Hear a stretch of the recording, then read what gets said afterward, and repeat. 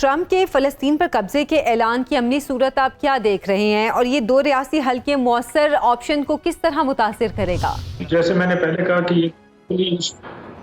اس فلسفے کو بالکل یہ غلط ثابت کر دیتا ہے، اس کا مطلب وجود ہی ختم کر دیتا ہے جس کے تحت فلسطینی لڑ رہے ہیں، اتنے عرصے سے جدوجہد کر رہے ہیں اور ساری دنیا ان کا ساتھ دے رہی ہے، اور بڑی مشکل سے کئی دہائیوں کی بات چیت کے بعد، جدوجہد کے بعد بالآخر بالعموم دنیا اس بات پہ راضی ہوئی کہ جی 2 اسٹیٹ سولوشن ہونا چاہیے۔ اب وہ 2 اسٹیٹ سولوشن تو اس میں سے ٹرمپ صاحب نے نکال ہی دیا، وہ کہتے ہیں کہ جی یہ تو فلسطینی جو ہیں ان کو ہم دوسرے ملکوں میں شفٹ کر دیں گے اور ان کو وہاں پہ ہم آباد کر دیں گے، بڑی اچھی کالونیاں بنا دیں گے، ایز اف کہ جو فلسطینی ہیں وہ صرف اچھے گھروں میں رہنے کے لیے مر رہے ہیں۔ تو یہ ٹرمپ صاحب جو ہیں وہ ایک گراؤنڈ ریئلٹی کے بالکل برعکس بات کر رہے ہیں، اور اسی لیے جیسے ہی انہوں نے یہ اسٹیٹمنٹ دی ہے تو دنیا کی جو دیگر میجر پاورز ہیں، رشیا ہے، چائنا ہے، ایون یو کے نے اس کے خلاف اس کی مذمت کی ہے، سعودی عرب نے کی ہے، تمام مسلم ممالک نے اس کی مذمت کی ہے کہ مطلب یہ تو کوئی اس بات کی تو کوئی بیس ہی نہیں ہے، کبھی کوئی ڈسکس ہی نہیں ہوا اس طرح کی چیز۔ اچھا، صدر ٹرمپ نے اپنے منصوبے پر عمل درآمد کے لیے سعودی عرب سے کافی امید ظاہر کی ہے، جبکہ سعودی عرب اور دیگر عرب دنیا نے ٹرمپ کے منصوبے کو سختی سے مسترد کر دیا ہے۔ عرب دنیا اپنے موقف پر کاربند رہ سکے گی کیا؟ دیکھیے، عرب دنیا جو ہے اس کے لیے یہ جس طرح باقی سب کے لیے تھی، عرب دنیا کے لیے بھی یہ ایک بڑا سرپرائز تھا کہ ٹرمپ صاحب جو ہیں وہ اس طرح کا اعلان کرنے جا رہے ہیں اور ان کے ذہن میں اس قسم کا پلان ہے۔ اس قسم کا پلان کسی کے ذہن میں نہیں تھا۔ ہاں، یہ ضرور ہے کہ اگر ٹرمپ صاحب اسی راستے پر چلتے رہتے ہیں اور اپنے پلان کو عملی جامہ پہنانے کی کوشش کرتے ہیں تو وہ ضرور دنیا کے مختلف ممالک، اسپیشلی عرب ممالک کی جیسے جس کو کہتے ہیں نا کہ بام مروڑنا، تو اس طرح سے ان کی عام ٹوسٹنگ وہ کریں گے، اکنامکلی، فائنینشلی، ملیٹریلی، پولیٹیکلی، ضرور اس پہ ان پہ پریشر ڈالیں گے کہ یہ میرا جو پلان ہے اس کو عملی جامہ پہنانے میں آپ میری مدد کریں۔ لیکن میرا یہ خیال ہے کہ اس سے عرب دنیا کی ساکھ کو بہت زیادہ نقصان پہنچے گا، اور میرا نہیں خیال کہ وہ کوئی بہت آسانی سے یا ایون کچھ تکلیفیں برداشت کرنے کے باوجود وہ اس پلان کو ایکسیپٹ کریں گے۔ اچھا سر، اگر صدر ٹرمپ واقعی اپنے منصوبے پر عمل درآمد کرانے کی جانب بڑھتے ہیں تو امریکی فوجیں غزہ میں اتر جاتی ہیں، تو مشرق وسطیٰ کا مستقبل کیا ہوگا؟ اور ایسے میں ڈونلڈ ٹرمپ کے امریکی ٹیکس دہندگان کا پیسہ دوسروں پر خرچ نہ کرنے کے انتخابی وعدے جو تھے ان کا کیا ہوگا؟ دیکھیے، ٹرمپ صاحب نے یہ کہا ہے کہ جی ہم اس پلان کو عملی جامہ پہنائیں گے اور اس میں ہمیں اپنے ٹروپس بھیجنے کی ضرورت نہیں پڑے گی۔ اب یہ کیسے ہو سکتا ہے کہ آپ ایک شورش زدہ علاقے میں اپنا تسلط قائم کریں اور اس میں آپ کو اپنی فوج کی ضرورت نہ پڑے؟ تو مجھے یہ لگتا ہے کہ وہ اسرائیل کی مدد لیں گے اس میں، پلس وہ جو یہ کہہ رہے ہیں نا کہ سعودی عرب اور دیگر عرب ممالک اس میں ہمارا ساتھ دیں گے، تو وہ شاید ان سے اس قسم کی سپورٹ چاہیں گے کہ ان کی فوجیں آئیں اور ان کی فوجیں آ کے یہاں پہ امن و امان قائم کریں، اور یہ جو علاقہ ہے یہ تشتری میں رکھ کے تو یونائٹڈ اسٹیٹس کو دے دیا جائے۔ تو مجھے یہ لگتا ہے کہ یہ ان کا اس طرح کا پلان ہے، کیونکہ آپ کی بات صحیح ہے کہ وہ جو امریکن ٹیکس پیئر کا پیسہ ہے اس کو انہوں نے کہا ہے کہ جی میں کسی ایسی جگہ نہیں جھونکوں گا جہاں پہ کوئی جنگ ہو رہی ہو یا ابراڈ میں کسی اور کا مسئلہ ہو اور اس میں ہم جا کے لڑنا شروع کر دیں۔ تو یہ ظاہری بات ہے کہ اس سے مترادف ہے،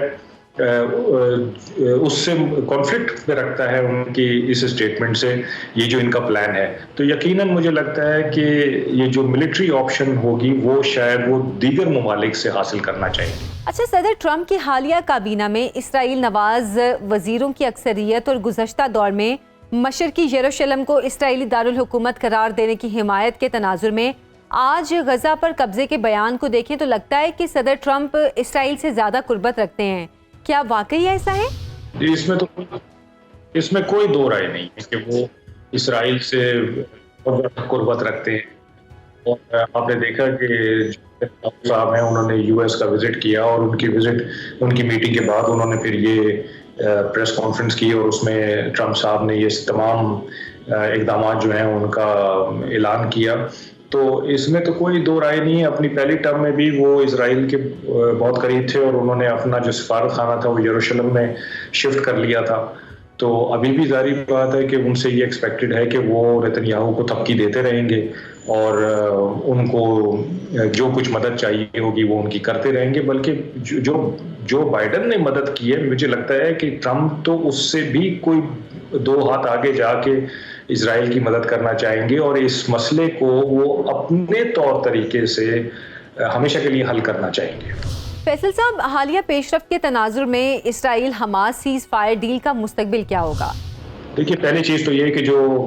امن معاہدہ ہے وہ فی الحال 6 ہفتے کے لیے ہے اور 6 ہفتے کے بعد دوبارہ نیگوسیشنز ہوں گی کہ اس کو آگے لے کے کیسے جانا ہے. تو اگر ٹرمپ صاحب اپنے اس پلان پہ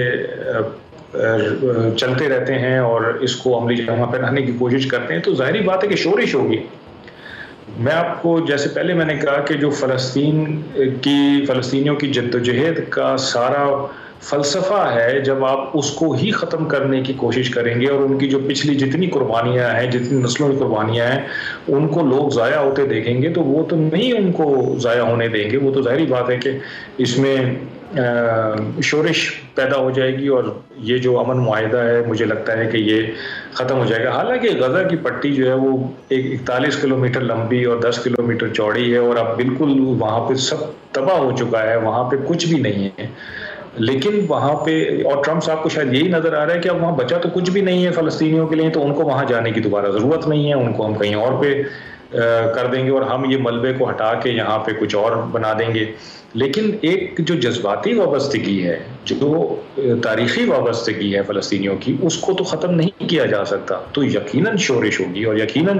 یہ جو ریزسٹنس موومنٹ ہے یہ اور اس سے اسٹرانگ ہوگی. جہاں تک ایران پہ پابندی کا تعلق ہے تو ٹرمپ صاحب نے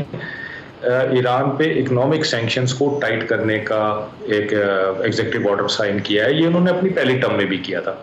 اب ایران کا جو تیل ہے وہ سب سے زیادہ چائنا خریدتا ہے اور چائنا کے ساتھ جو ایران کی تجارت ہے وہ یوان میں ہے. تو چائنا امریکہ کی سینکشنز کو مانتا بھی نہیں ہے اور جب ڈالر اس میں انوالو نہیں ہے تو چائنا اور ایران کی تجارت کو کوئی فرق نہیں پڑنے والا، ٹرمپ صاحب جتنی بھی سینکشنز لگا دیں. اس کے علاوہ انڈیا ایران سے تیل لیتا ہے، جاپان ایران سے تیل لیتا ہے. تو کیا ٹرمپ صاحب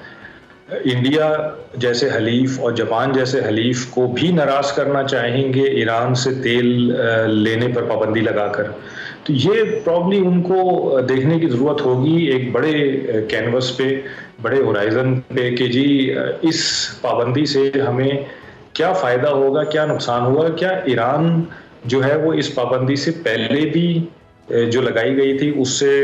کو کوئی فرق پڑا تھا؟ یہ بھی دیکھنے کی ضرورت پڑے گی. ایک طرف آپ پابندیاں ٹائٹ کرنے کی بات کرتے ہیں، دوسری طرف آپ ایران کو کہتے ہیں کہ جی میں ان کی لیڈرشپ سے بات کرنے کو تیار ہوں. تو دیکھیں یہ 2 متضاد چیزیں تو ایک ساتھ نہیں چل سکتی. تو یہ ٹرمپ صاحب کو بیسیکلی آئی تھنک تھوڑا سا گراؤنڈ ریئلٹی پہ کام کرنے کی ضرورت ہے.